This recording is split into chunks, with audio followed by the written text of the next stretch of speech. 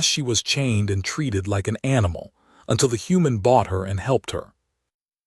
Part 1. The Market at Veth Crossing. The smell hit Doran Ray's before he even cleared the dock ramp. Salt copper and engine grease, boiled grain from the food stalls, and underneath everything, the sharper, organic tang that Veth Crossing always carried, the particular odor of a place where too many species were packed too close together, all of them breathing, sweating, waiting.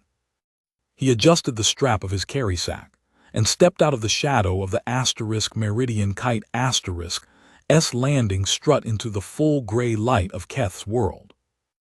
Veth Crossing was a frontier market town on a planet that barely had a name. 3 moons overhead, all of them the color of old bone. The settlement had grown up around the only viable water source in a 600-kilometer basin, a deep artesian well that the first surveyors had named Station 14, before the traders had renamed it something more honest. The streets were pressed clay and poured composite. The buildings were the color of dried mud. Everything was temporary in the way that only permanent things could be. Doran was a provisioner, not a glamorous word. He sourced difficult goods in machine parts, medical compound precursors, structural polymers, from the inner belt distributors, and brought them out to the frontier stations that the big freight lines couldn't justify a dedicated run for. He had been doing it for 11 years aboard the Kite which was his, and he was good at it the way a man is good at something when it's the only thing he's ever truly chosen. He was not by any measure a wealthy man, but he was a careful one. He had 3 stops to make in Veth Crossing: a hydraulic seal replacement for the Kite S main cargo hatch, a crate of medical cold packs for the Arden Station Clinic, and a sack of roasted Peth seeds that he bought here every time because they were the only thing that could make the crossing from Keth's world to the Arden Belt bearable. 7 days in a small ship required small comforts. He was moving toward the part stalls when he heard the voice. Not a voice exactly, a sound. More like the absence of one. A person who had stopped making noise in the way that people stop making noise when making noise has never once helped them. He almost kept walking. He was not a man who inserted himself into other people's business. The frontier had its own rules, and Rule 1 was that you didn't accumulate trouble that wasn't yours to carry. He almost kept walking. The cage was iron-framed and bolted to a low platform at the edge of the market's southern row. It was the kind used for larger cargo animals, heavy gauge, old, the bars coated in something that had once been paint and was now just texture. A chain ran from a central ring to a collar. She was sitting in the far corner of the cage with her knees drawn up and her arms wrapped around them, her face turned away from the market. The chain was maybe a meter long. She had room to sit. She did not have room to stand fully upright, which meant she had been sitting, or crouching, or lying on the bare floor since they'd put her in there. Doran stood for a moment and looked at her the way a man looks at something he is trying to decide whether or not to know. She was Vathai. He recognized the species from the deep fringe, taller than most humans, long-limbed, with the characteristic ridge-bone structure along the jaw and brow that gave their expressions a carved, formal quality. Her skin was a deep copper gold, the undertone showing greenish in the shadow.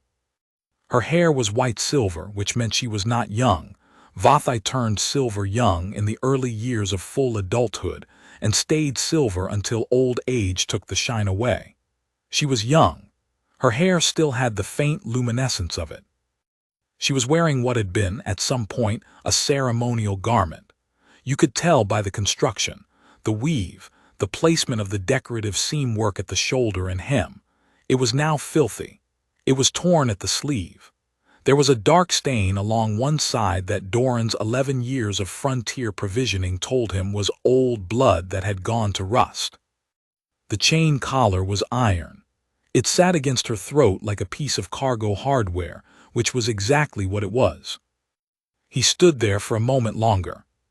Then he stepped toward the nearest stall keeper, a heavy-set HFY trader with 4 arms and the permanently aggrieved expression of a man who considered himself perpetually underpaid, and said, in the trade pidgin they shared, "Whose is she?" The HFY trader looked at the cage, then looked at Doran, then shrugged 2 of his 4 shoulders. "Bennex, South Row, the one with the blue awning and the missing tooth." "What's he asking?" "More than she's worth, probably. She's Vathai, they're proud ones, those. Won't work, won't speak, won't perform. He's been trying to move her for 6 weeks. The trader's expression shifted into something that was not quite pity and not quite contempt and lived exactly in the space between. He's been trying to break her out of that stubbornness.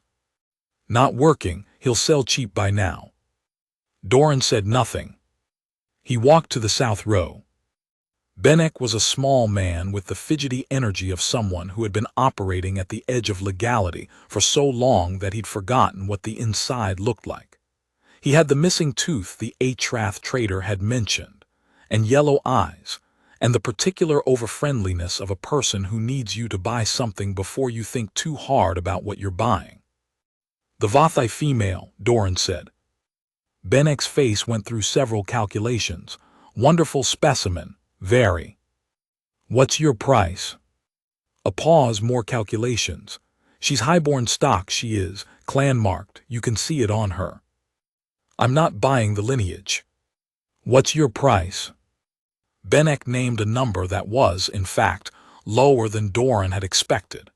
He named it and then immediately looked like he regretted naming it so quickly. Doran looked at him for a moment. "What's wrong with her?" "Nothing's." 6 weeks in a cage, marked down below market value. What's wrong with her? Benneck spread his hands. "She won't cooperate, won't speak, won't perform for buyers, she just—" He made a gesture that translated roughly as sits there being difficult. "She's pride-locked. Vathai do that sometimes.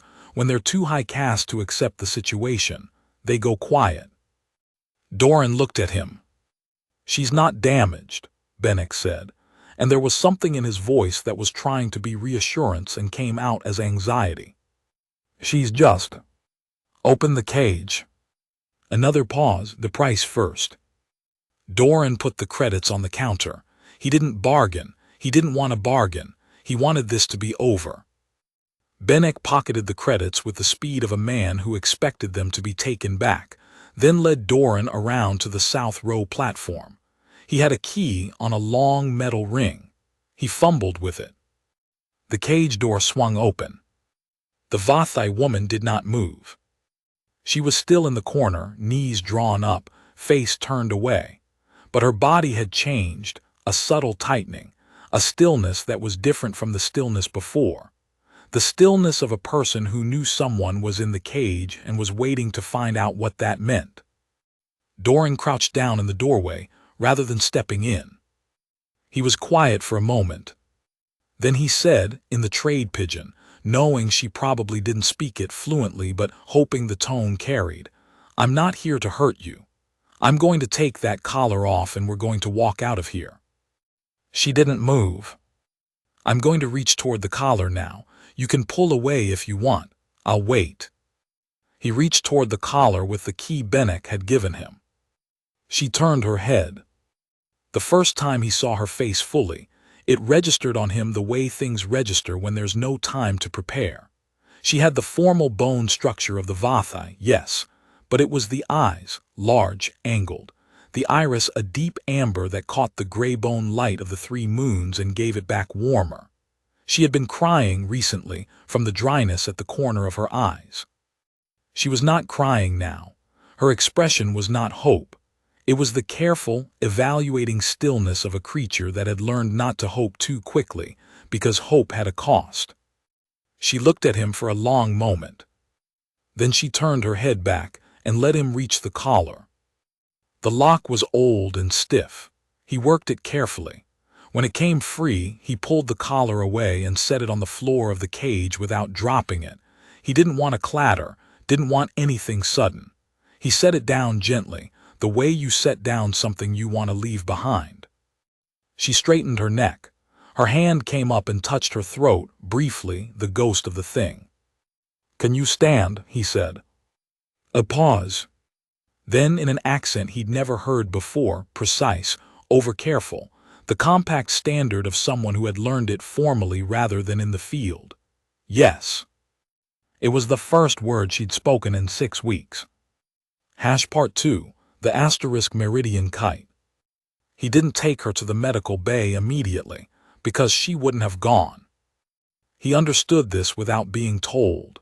You do not, after 6 weeks in a cage, want to be taken somewhere you've never seen, by a person you don't know, for a purpose you can't verify. You want to stand outside for a moment. You want to breathe air that isn't cage air. So he took her to the food stalls first and bought her a bowl of *peth* grain with 2 boiled eggs and a cup of something hot, and he sat across a narrow table from her while she ate, and he ate his own food, and he did not speak, and he did not watch her too carefully, and he let the market noise be the noise between them. She ate with the careful, methodical attention of someone who was very hungry and had decided not to show it. He noticed once that her hand was shaking slightly as she lifted the cup. She noticed him noticing. The shaking stopped. She took a long sip without breaking eye contact, and then she set the cup down, and something in her expression said, very quietly, "I am not broken." "I know," he said. She looked at him. He nodded toward the kite in the landing yard, visible over the market rooftops. "My ship. I'm leaving in about 3 hours. You're welcome to come with me. I have a destination, Arden Station, about 7 days out. If that's useful to you, the berth is yours.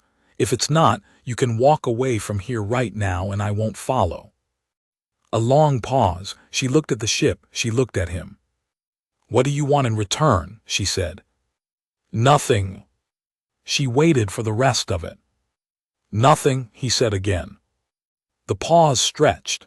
He watched her work through it, the framework she'd built for navigating the world she'd been living in for 6 weeks, maybe longer, in which everything came at a cost, and kindness was a prelude to extraction. She was trying to find the angle. She was trying to find what he was going to ask for later.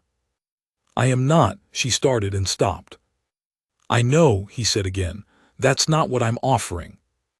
She looked at him for a very long time. "My name is Sira Veloth," she said at last. "Doran Rays, how are your feet?" The question seemed to confuse her. She looked down at her feet bare, the sandals long gone, the soles of her feet dark with dust and abraded across the heel. "There's a medical kit on the ship," he said. "Up to you." 3 hours later, the meridian kite lifted off Keth's world with 2 people aboard. Doran flew the departure burn, ran the navigation plot, logged the load manifest.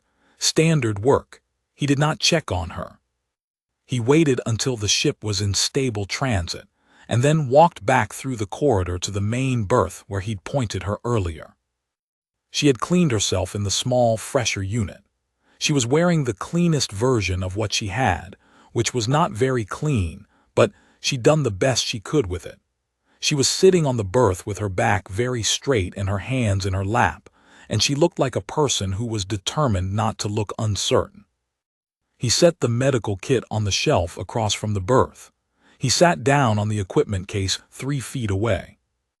"I'm going to need to know," he said, "if there's anything that needs to be treated. I'm not a doctor. I have field supplies." "My feet," she said. "Anything else?" A longer pause. "My shoulder." "On the left side." She touched it briefly. "I fell several weeks ago. It has healed, I believe, but it aches." "Can I take a look?" She looked at him. "I won't ask you for anything," he said quietly. "I just want to make sure nothing's wrong that needs to be dealt with now rather than later." The pause was very long. "Yes," she said. The shoulder had a deep bruise still working its way out, and 2 ribs on the same side that had healed crookedly after what looked like a bad impact. Not dangerous, now. The healing was finished. But she'd been moving carefully around a constant low-grade pain for weeks. He did not say anything dramatic about it. He cleaned the cuts on her feet, applied the sealing compound, bandaged the worst of the heel abrasion. He gave her an anti-inflammatory tablet and a second one for the night, and told her the dosing. She accepted all of this with the same careful stillness. "You are not what I expected," she said, as he was putting the kit away. "What did you expect?" A pause. "I did not know what to expect. I have only met one other human before you in the compact capital." She considered this. He was a diplomat's aide. He was very loud. "Most of us are." "You are not loud." He glanced at her. "Does that help?" She looked down at her bandaged feet. "Yes," she said, "it helps." Part 3, 7 days. The first day, she slept for most of it. He had expected this. A body that has been surviving on tension and suppressed fear for weeks will, when the threat goes away, simply shut down and demand the rest it's been owed. He heard her twice, through the thin partition between the main berth and the cockpit, the specific silence of deep sleep that has a quality different from waking silence. He flew the ship and ate a cold meal, and listened to the recording of a geological survey he'd been meaning to review for 2 months, and let her sleep. The second day, she emerged at ship's morning looking almost like a different person. Not better, not yet, but different. The absolute emptiness of the cage stillness was gone, replaced by something more complicated, a woman reassembling herself in real time. She sat in the co-pilot's chair because there was nowhere else to sit in the cockpit, and she watched the transit stars through the viewport for a long time without speaking. Doran did not fill the silence. Eventually she said, "Where is Arden Station in relation to Voth?" "The Voth a home system." He pulled up the nav chart. "Here," he pointed. "Arden is here, so roughly 70 light years by the direct route, more like 120 if you're going through licensed relay stations." She studied the chart. Her expression did not change, but he'd been watching her long enough by now to read the very small signals, the slight tightening around the eye, the fractional shift in the angle of her jaw. "That's a long way," he said. "Yes," she said. He didn't ask, he waited. "I cannot go back," she said at last. "Not yet, perhaps not." She stopped, started again.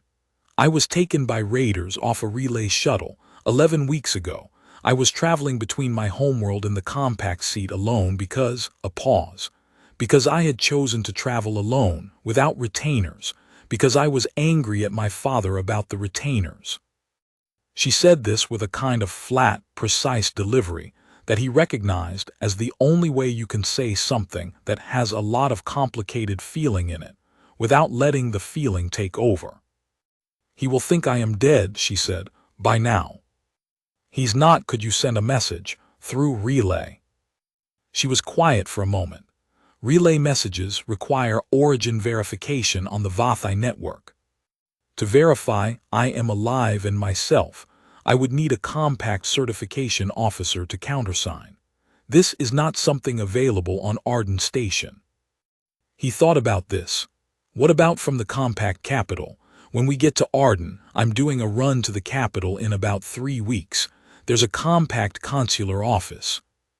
3 weeks. She said it carefully as though measuring it. "Or sooner if you want. I can divert." He glanced at her. "I'll take you straight to the capital if that's what you need. I can adjust the run order." She looked at him, the amber eyes very direct. "You would divert your route," she said, "for me." "Yes." "Why?" He thought about it. "Because it's the thing that makes sense to do," he said, "and because it wouldn't cost me very much, actually. A week, maybe. I've lost more time to bad hydraulics." She was quiet for a long moment. "I will go to Arden first," she said. "I need time. Before I speak to my father, I need to be," she touched her shoulder briefly, the injured one, "myself again, before I tell anyone what happened." "Okay," he said. "Just that." She looked at him as though she'd been waiting for the qualification, for the follow-up question, for the leverage. When it didn't come, Something in her face shifted, so subtle he almost missed it. Like a door that had been braced shut from the inside, very slightly, releasing a fraction of pressure. "Thank you," she said. He nodded. "There's *peth* seed in the cabinet if you want something to eat, and I found a second shirt in the storage locker. It's too large for you, but it's clean." By the third day, she was helping him with the transit calculations. Not because he needed help. He'd been running the Meridian kite alone for 7 years and managed fine. But she had drifted toward the navigation console the way people drift toward things they know how to do, and he'd simply moved over and given her the seat. She was very good. HFY navigational education, he discovered, was considerably more rigorous than what humans learned at the provisional licensor level. She ran a more efficient approach curve for the third relay buoy by about 2%, which over 7 days would save him a meaningful amount of fuel. "Your certification," she said, not looking up from the board. "It's provisional." "Class 3 provisional," he said. "I have a full Class 1 under the compact system. The compact and the human provisional systems have a reciprocal license agreement." She glanced at him. "If I filed an observer's endorsement, which I could do from Arden Station, it would qualify your certification for the inner relay lanes. You currently cannot use those." He blinked. "That would cut my run times by about 40% on the Arden to Capital leg." She looked back at the console. "It is a small thing. It would take me perhaps an hour." He was quiet for a moment. "Zero," he said. She looked at him. "You don't have to." "I know I don't have to." She turned back to the console. "You are also going to need to realign your secondary thruster intake before we reach Arden. The harmonic reading on panel 4 is drifting." He looked at panel 4. She was right. "I'll get the toolkit," he said. That night, ship's night, the lights dimmed, the kite running on auto, she came to the cockpit and sat in the co-pilot's chair again. He was awake, because he usually did a late watch even on auto transit, old habit. "You have been alone on this ship a long time," she said. 7 years since my last crew left." "Why did they leave?" He was quiet for a moment. "There were 3 of us. My business partner, a navigation specialist, and me. We did bigger runs then. This was when I still had the second ship. My partner wanted to scale up. Buy 3 more hulls, take on a crew of 12, compete for the mid-tier contracts." He paused. "I didn't want that. I wanted," he gestured at the ship around them, "this, the simple version. So they went to do the big thing and I kept the *kite*. Do you regret it?" "No," he said it without having to think about it. "They are successful." "Very. They have a fleet of 8 hulls now. I see my old partner twice a year at the Arden resupply meet." He half smiled. "She's very tired and very rich, and she always looks slightly amazed that I'm still happy." Sierra was quiet for a moment. Then, "My father wanted me to take on a retainer company of 30 before my crossing, my coming-of-age transit. 30 people to manage, to be responsible for, to perform for." She paused. "I didn't want 30 people. I wanted to travel alone and think." He looked at her. "That's why you were alone on the relay shuttle." "Yes, a beat. It was supposed to be 2 weeks. I was going to prove something." He didn't say anything. "The raiders, they are not uncommon on that relay lane," she said. "There had been warnings. My father wanted me to wait to take escorts. I said the warnings were exaggerated." She looked at her hands. "They were not exaggerated." "No," he said, "they weren't." "I was afraid," she said quietly, "that if I went home to him now, that would be all he remembered. The daughter who was too proud to take an escort and got taken by raiders." She looked out at the stars. "That I had proved his point." He was quiet for a moment. "You know that's not what he'd think." "I know," she said. "I know what he would actually think, but fear is not logical." "No," he said, "it isn't." They sat in the quiet of the ship for a while. My mother died when I was 8, he said, not because it was related exactly, but because she had said something true and he wanted to give her something true back. We were on a long-haul freighter, she was the navigator. There was an incident with a debris field. No one's fault, really, just the thing that happened. He paused. My father blamed himself for years. He kept thinking about the decision he'd made 3 hours before, a different route he could have taken. He spent a long time being certain that if he'd chosen differently, it wouldn't have happened. She was listening. The thing about that kind of thinking, he said, is that it takes the randomness out of it, makes it feel like there was a right answer that he should have known, because random things that go terribly wrong are harder to carry than things that were someone's fault, even if the someone is you. She was very still. You were young and proud and you made a decision, he said. Bad people made choices that hurt you. That's the actual shape of what happened. She didn't say anything for a long time. Your father, she said at last, is he? He's fine, he got there eventually. It took time. He looked at the viewport. He still takes the long way around debris fields. I don't think he'll ever stop. She was quiet. That is a very human thing to tell me, she said, not unkindly. Is it? We do not, in Vathai custom, we do not offer personal grief in response to someone else's. She paused. We offer formal acknowledgement, distance, respect. She seemed to consider this. It is strange, what you did, but I do not think it was wrong. Good, he said, because I'm not very good at formal acknowledgement. She made a sound small, almost startled. He realized after a moment that it was a laugh, not a big one, just the beginning of one. No, she said. You are not. Part 4, Arden Station. Arden Station was a mid-class way station built into the skin of a rocky moon, corridors bored through basalt, airlocks bolted to the exterior, a central atrium dome that let in the amber light of the local sun and made everything look, at certain hours of the day, like it was made of gold. It was not elegant, but it was alive in the way that working stations are alive. People moving with purpose, the smell of food from the commissary, the low-grade mechanical hum of a place that existed because it needed to exist. Sierra stopped in the dock corridor and stood still for a moment when they came through the hatch. You all right? Doran asked.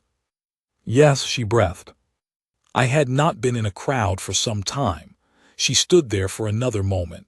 It is louder than I remembered. There's a quieter route. Back corridor goes around the commissary. She considered this.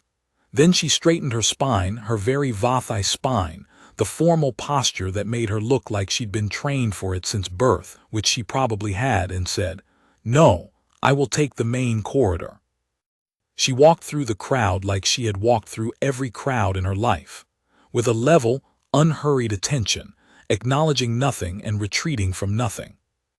He walked beside her and let her lead. The first thing he did was take her to the station clinic. Not because she needed emergency care anymore. The week on the ship had done that work, between rest and the anti-inflammatories and food. But because she needed a proper examination, and because he needed to know she was all right before he let himself stop worrying. The clinic physician was a Atrath woman named Dr. Yeth, who had the four-armed efficiency of her species and the bedside manner of someone who had learned it from a very old book. She looked Sierra over with a scanner, noted the healed ribs, adjusted the shoulder, gave her a prescription for a bone density supplement, and told her in a flat, professional voice that she was underweight by about 8% and should address that. I know, Sierra said. I have a list of foods with the highest caloric density relative to volume, if that is helpful. It is helpful, Sierra said. Dr. Yeth looked at Doran, then back at Sierra. Are you safe? Sierra looked at her. Yes. Are you sure? Yes, a pause. He bought me out of a cage in Veth Crossing and brought me here. Dr. Yeth looked at Doran for a long moment, then looked back at Sierra. Do you need anything else? I need to speak to a compact certification officer, Sierra said. I need to send a verified communication. Officer Telvin handles compact certification.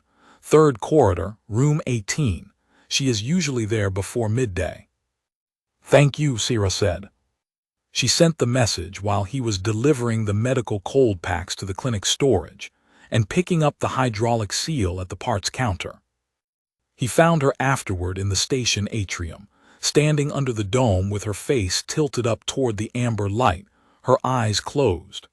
She stayed like that for a moment after he sat on the bench nearby, and then she opened her eyes and looked at him. I spoke to my father, she said. He did think I was dead for several weeks. She paused. He is sending a ship. It will take 11 days to reach Arden from our home system. 11 days, he said. I'm at Arden for about 5, then the capital run. Then we will have 5 days before you must leave. He nodded. She sat beside him on the bench. She was quiet for a while. My father wants to reward you, she said. He doesn't need to. I know you will say that. She looked at him steadily. He is the first voice of the Veloth clan. He does not regard "you don't need to" as a grammatically valid sentence where his children are concerned. Doran almost smiled. He will send a formal recognition of debt. It is a Vothi custom, not a transaction.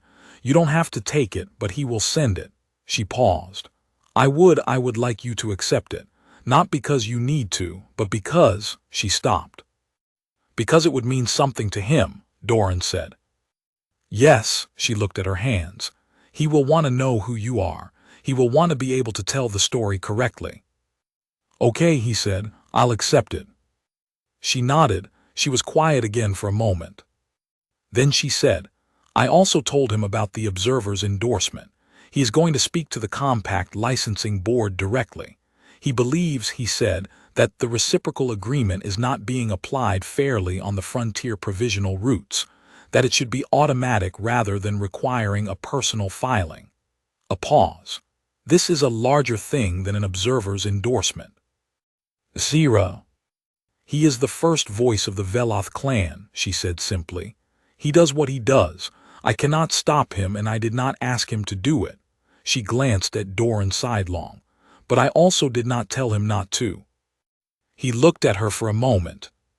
You are something, he said. I am Vothi, she said. It is a different thing. Part 5, 5 days. They did not talk about the next thing all at once. They talked about it in pieces, the way you talk about things that are complicated and don't have simple words for them. Over meals in the station commissary. Over the navigation console on the second day when he took her aboard the Asterisk kite to show her the thruster realignment, and she spent 4 hours improving his fuel routing instead, over cups of the bitter station blend caf that they both found unpleasant but kept returning to because it was there. He told her about the provisioning run, the stations, the rhythms of the work. She listened the way she listened to everything, fully, without fidgeting, without interrupting, asking precise questions when she had them. She told him about the Vothi crossing, not the failed one, the one that was supposed to happen after the successful transit. The ceremony, the responsibilities, the thing she was heading toward. He listened and asked about the parts he didn't understand. You are not frightened of it, he said on the third day.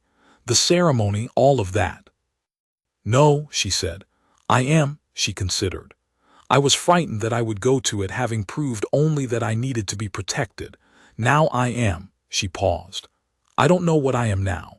I went to do a thing alone and I was taken. Then a stranger bought me out of a cage on a bad planet and drove me across a transit lane in his small ship and did not ask anything of me. I don't know what that means about the shape of the world. Maybe it doesn't have to mean something, he said. Everything means something, she said. I am Vothi. He thought about this. Maybe it means the world is more random than the story you had about it, and some of what happens in it is bad for reasons that have nothing to do with you, and some of what happens in it is, he stopped, unexpected, for the same reason. She looked at him for a long time. My father will want to meet you, she said. When he arrives. I'll probably be gone by then. I know, she paused. The capital run, you said 3 weeks. About 3 weeks, yes. I will be at the capital in 3 weeks. She said it simply, matter-of-factly, the way she said everything that she had decided was true. He looked at her. My crossing ceremony is at the compact capital, she said. It is why I was traveling there when I was taken. The ceremony is, she looked at the viewport. My father will not postpone it for longer than the time it takes to reach the capital and verify the details. He is like that. A small pause. 3 weeks from now, I will be at the compact capital waiting for my crossing. If you are at the capital in 3 weeks. I will be at the capital in 3 weeks, he said. She looked at him. Provisioning run, he said. Standard schedule, nothing to adjust. Nothing to adjust, she agreed. They sat for a moment in the quiet of the cockpit. Doran, she said. Yes. I am not, she stopped, started again. I am not accustomed to not knowing what to say. I know, he said, you don't have to say it. I want to say it, she said with a kind of precise determination. I want to say it correctly, she looked at him. You did not know me, you had no reason to do what you did, and you did it not as a transaction, not as a performance of goodness, but as a, she paused, as a simple thing, as if it were obvious. He waited. It was not obvious, she said. I have been in that cage for 6 weeks. Many people walked past. You were not the first person to look at me. She held his gaze. You were the only one who stopped. He didn't say anything. I have been trying to understand why, she said, and I have decided I cannot understand it by analysis. I can only, she paused, accept it as a true thing about you. He nodded once. Thank you, she said, for stopping. They sat in the quiet of the ship for a while, with the amber light of the ardent moon coming through the viewport, and the station sounds a low murmur around them. The capital in 3 weeks, he said. The capital in 3 weeks, she agreed. Outside, through the viewport, the moon's surface was rough and old and dark, and the light that fell across it was warm, and the asterisk meridian kite sat in its dock berth the way a thing sits when it knows where it belongs. 3 weeks. Epilogue 3 weeks later. He was at the docking registry desk at the compact capital when she came through the station gate with her father's retainer company. 30 of them, exactly 30, the number she'd refused on the crossing that had gone wrong, and she looked at them for a moment with an expression he had learned to read over 7 days and 5 more and all the space between. Then she looked at him. He was holding a cup of bad caf from the station commissary, which was apparently the same quality everywhere in the settled galaxy. She crossed the distance between them while the retainers were still finding their formation, and she stopped in front of him, and she said nothing for a moment. Good run, she asked. Efficient, he said. Your father's people spoke to the licensing board. I have inner lane provisional status now. I know, she said. I told you. You told me. She looked at him, the amber eyes, warm in the light of the capital station's domed atrium. Her hair was the same silver it had been in a cage on a bad planet 3 weeks and a universe ago, and the ceremonial clothes were not torn anymore, and she held herself the way she always held herself, like someone who had been trained since birth for the weight of a room, and had recently learned to carry a different kind of weight with equal grace. The ceremony is in 4 days, she said. I know, you told me. My father wants to speak with you before it. Okay. He is, she paused. He is the first voice. He can be formal and large, a beat. He has been crying since I spoke to him on the relay. He will try to hide this. I'll pretend I don't notice, Doran said. That would be kind. He nodded. She looked at him, that careful, evaluating look, the one she'd given him in the cage when he reached for the collar, the one that said, I am trying to decide if you are real. You are going to keep provisioning, she said. It wasn't a question. Yes. The frontier lanes. Mostly. The capital, she said, is on the inner lane network, which you can now access. She said this with the same matter-of-fact tone she used for navigation calculations and thruster harmonics. He looked at her. The capital run is not significantly longer than your current Arden capital leg, she continued, from a fuel standpoint. I looked at the routing charts. Did you? I had time on the transit, she said. He considered this. I'd need to establish a client here, he said. The Veloth clan procurement office, she said, manages resupply for approximately 40 stations in this system. The current provisioner has had fulfillment issues. She met his gaze with absolute calm. My father mentioned it, yesterday. He looked at her for a long moment. You did all of this, he said. I did none of it, she said. I simply, she paused, arranged the world into a shape where what I wanted was also what made sense. He almost smiled. I'm a provisioner, he said. I know what you are, she said. The bad calf was getting cold. The retainers had finished their formation. In 4 days there would be a ceremony and a room full of people, and somewhere in it, a man who was trying not to cry, and all the weight and the shape of the world that had been rebuilt from a cage on a bad planet, and a key on a metal ring, and one decision made at the edge of a market row. He looked at her. Show me the routing charts, he said. She nodded once, the way you nod when the thing you wanted to happen has happened, without making it into more than it is. Come, she said, the commissary here is terrible. But the tea is adequate.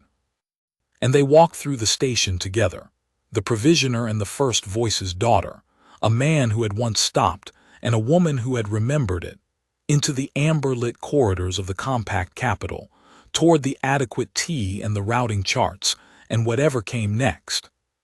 Which it turned out was quite a lot. End of story.